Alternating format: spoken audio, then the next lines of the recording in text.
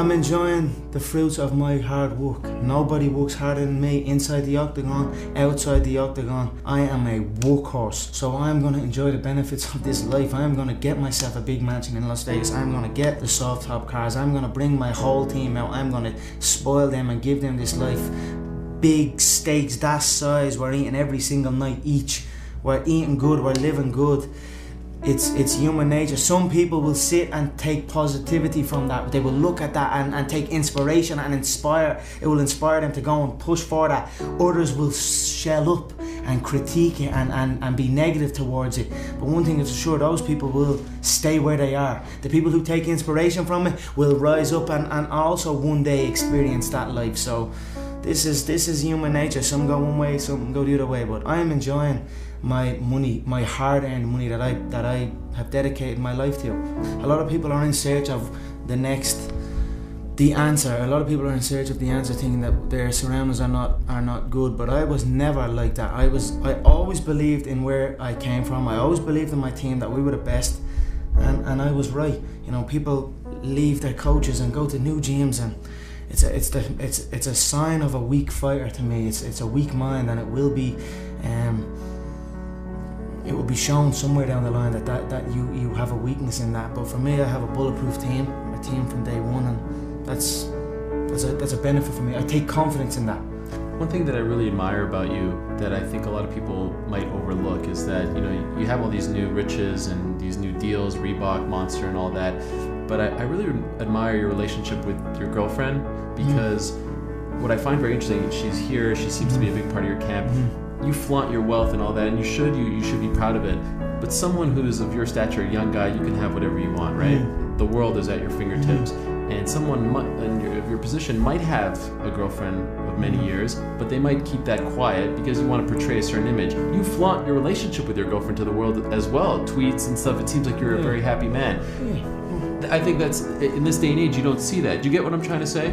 I think it's the juxtaposition there of a guy who is very loyal to someone who's been with him since before all this came, and all the newfound riches together makes for a very interesting person. That's a good look. My girlfriend has been there from the start. She's helped me throughout this career. If it wasn't for her, I probably wouldn't be where I am today. So definitely I look to spoil her. She does not work anymore.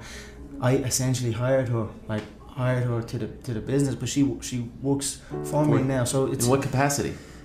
I mean, she collects the checks. That's what she does. But that to me was a special thing to be able to do. My girlfriend worked very, very hard throughout the years, coming up and stuck by me when essentially I had absolutely nothing. I only had a dream that I was telling her. So for me to be able to take her out of work and give her everything she's ever wanted and take her to travel the world with her, that fills me with pride, so it keeps me going. How long have you been with her? We have been together 8 years now, maybe. Almost a decade. Something like that. Now she would probably tell you the exact dates and stuff, but we've been together a long time. But I'm sure she's a lot of been people through it all. A lot of people coming your way, right? Of all shapes and sizes. But You know, I'm sure people are throwing. Let's be honest. People are throwing themselves at you. I just keep my circle small, and that's it. Nobody gets in and nobody gets out. You must believe in your surroundings. If you don't believe in your surroundings and you're always in search of something else, it's, like I said earlier, it's a weak mind. I was thrown into a plumbing trade. About plumbing, didn't know anything about plumbing. I just went on that site because culture told me that that's what I have to do. I'd done it for a while, and then I realized this is not what I want to do. Like, this is not what I want to do, then what the f am I doing it for? And I walked out, 18 months in maybe. Early on, obviously didn't know what it was. I couldn't look to my mother and say, hey, this Irish man done it. I'm gonna follow in his footsteps, because there was no footsteps. I had to create my own footsteps and follow them. They were a little unsure at first, but they supported me, and they knew I would do it. If I said I'd do it, I'd do it, so. I am happy with who I have. When I signed that contract, I said to you in that very first interview, I'm not here to make friends.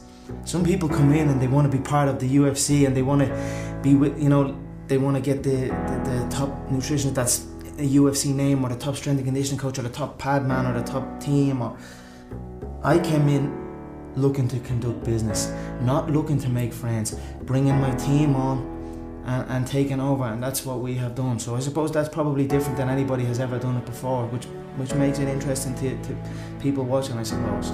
Is it true that you and your girlfriend still live above your parents in the same well, house? we have of this year we have been in Ireland 19 days. We have been travelling around a lot, so we are in the process of looking at a few houses. When I get myself a home in Dublin, it's going to be a big home. I want a gated community, a gated estate. We have our eye on a few beautiful homes, but right now we are just travelling the world. I have not stopped working, and then when it's time to build my home and settle down, it will be time. But right now we are in a Las Vegas mansion, and who knows where we are next.